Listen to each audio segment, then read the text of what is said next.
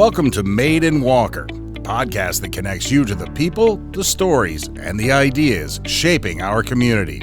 From local innovators to everyday change makers, we're diving deep into what makes Walker a great place to live, work, and grow. Here's your host, Nicole DiDonato.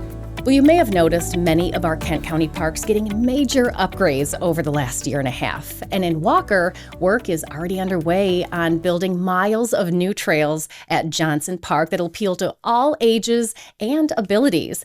And here to talk about those upgrades, we have Dan Freyer, who is president of the West Michigan Mountain Bike Association, and Ben Swayze, who is the director of Kent County Parks. Gentlemen, thank you so much for being here today. Thank you. Thanks for having us. Appreciate it. Yeah, so starting really high level here, talking about the parks plan and all the improvements that are going on, how was Johnson Park chosen for these upgrades? Yeah, so in order to talk about that, I probably had to take a step back a little bit. So one of the big initiatives going on, not only in Kent County, but in Ottawa County right now, is the Grand River Greenway.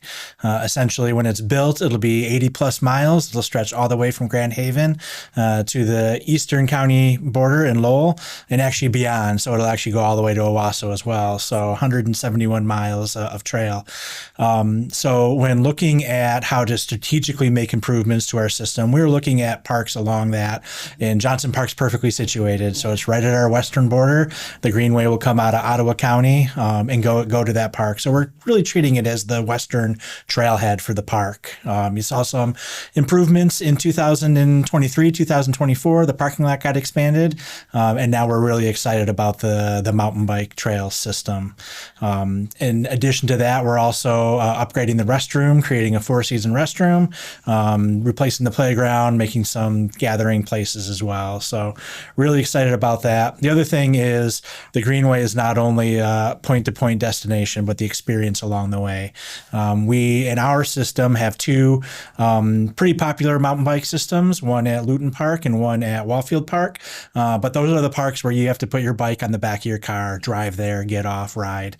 Johnson Park will be our first system where you'll be able to bike out of the core urban area, get to the park, ride it, experience it, ride back home, all without ever having to set foot in a car. Yeah, that is so exciting. And Dan, you're actually building those trails right now at Johnson Park. What are some of the experiences and the features that folks are going to be able to experience once they get on those trails? So we are thrilled to be partnering with Kent County Parks on this project.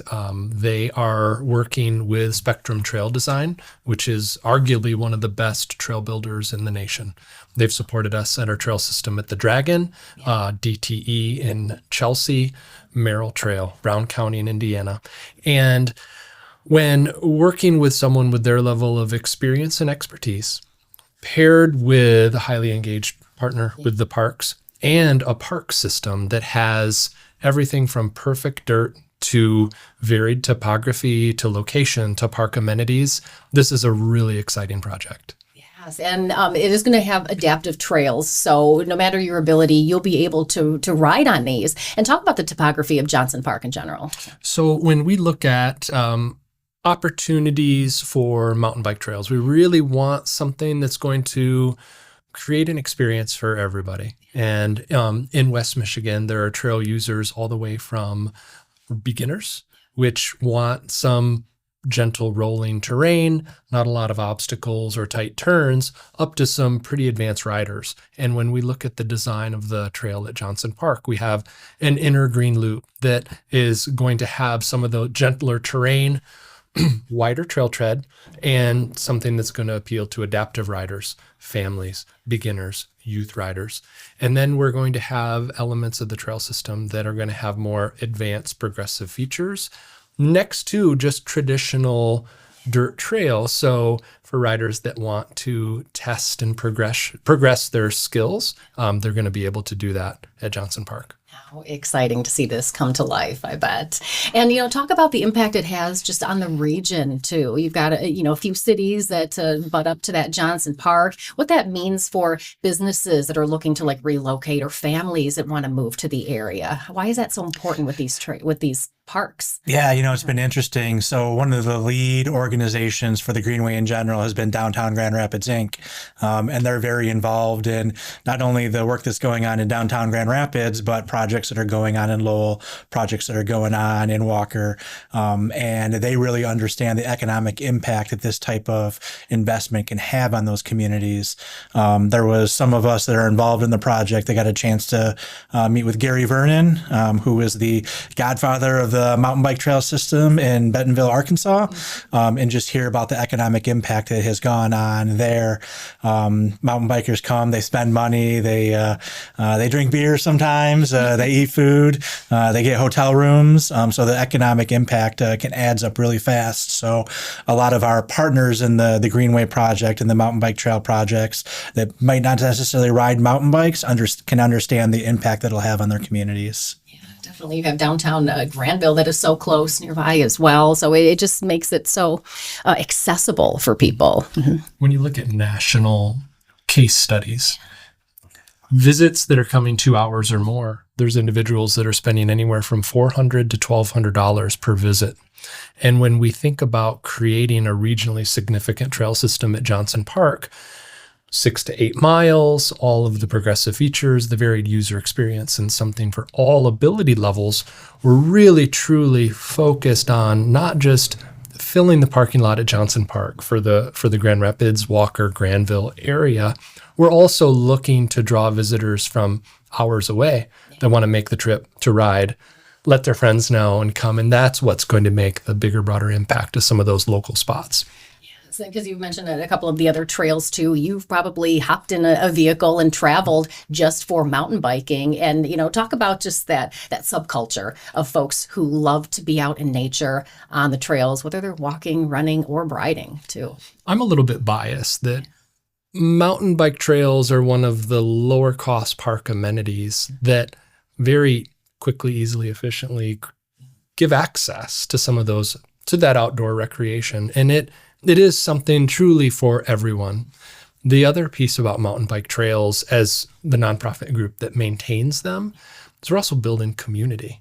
Looking at all of the events from the Yankee Springs Time Trial to all of our youth-focused programs throughout Grand Rapids and the volunteer work itself. When we put on a community-focused trail day and draw anywhere from 15 to 75 volunteers to work on and maintain, and we've already had a couple out at Johnson Park, those folks are part of a bigger community, not just of riders, but of people that really value, care for, love these spaces. And Johnson Park is going to offer that and more. Yes, yeah. It's so much great space to begin with. And then adding all of these is just going to be even, putting it over the top as well. So what kind of goes into building trails like this?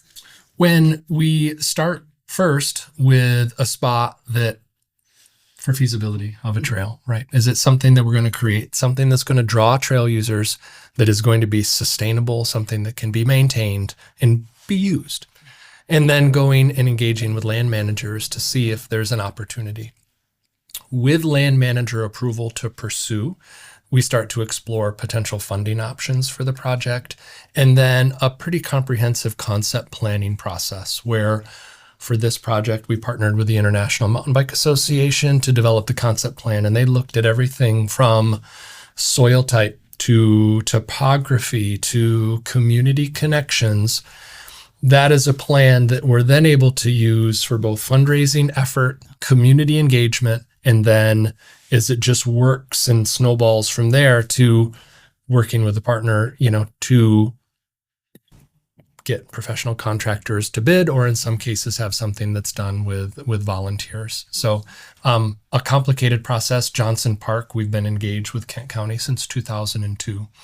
Some of our more popular trail systems at Merrill, the Dragon, Luton Park, those were more than a decade of community engagement to make that happen. Okay. And so when we think about those trails, and in total we have 17 in the Grand Rapids area, over 100 miles of trail, all of those trail systems required a pretty high level of community engagement, fundraising, and volunteer effort to make them happen. Yeah. And from a community engagement kind of standpoint, what, when this was kind of being talked about and discussed and even brought to the public, what was that type of response from people?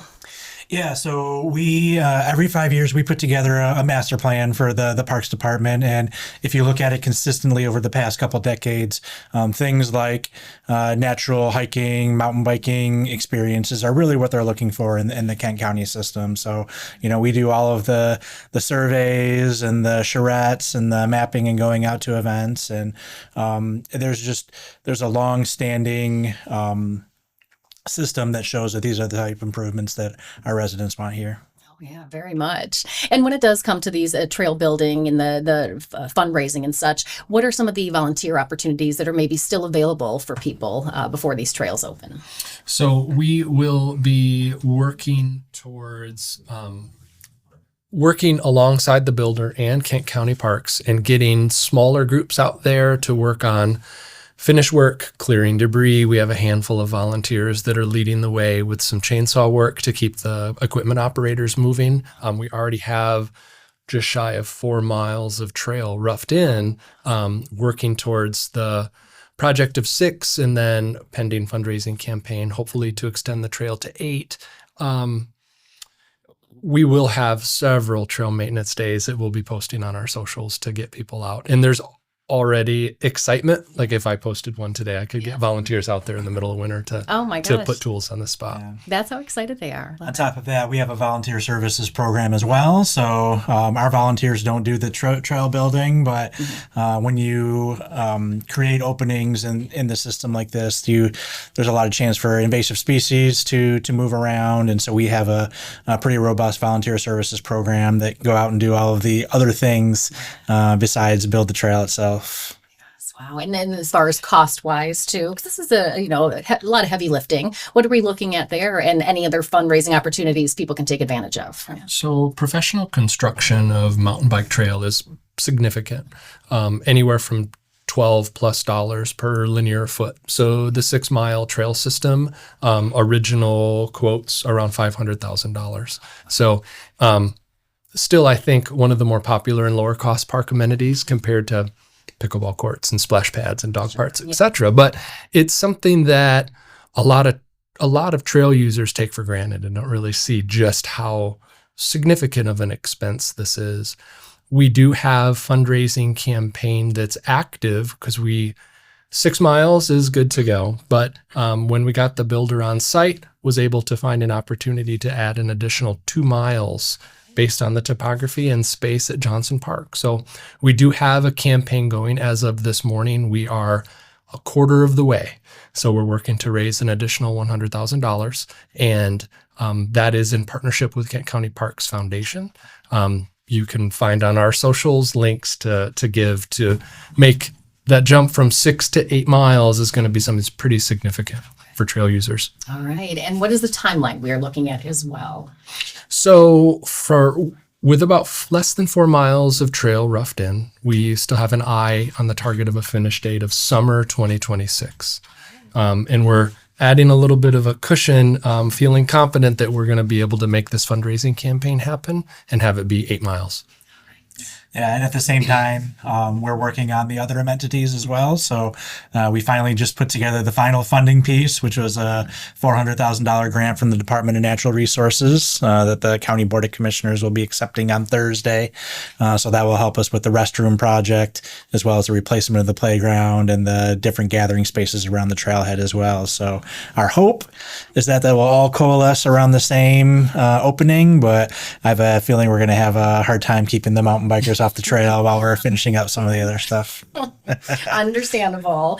And for folks who want to follow along in the progress, what is the best way to do so?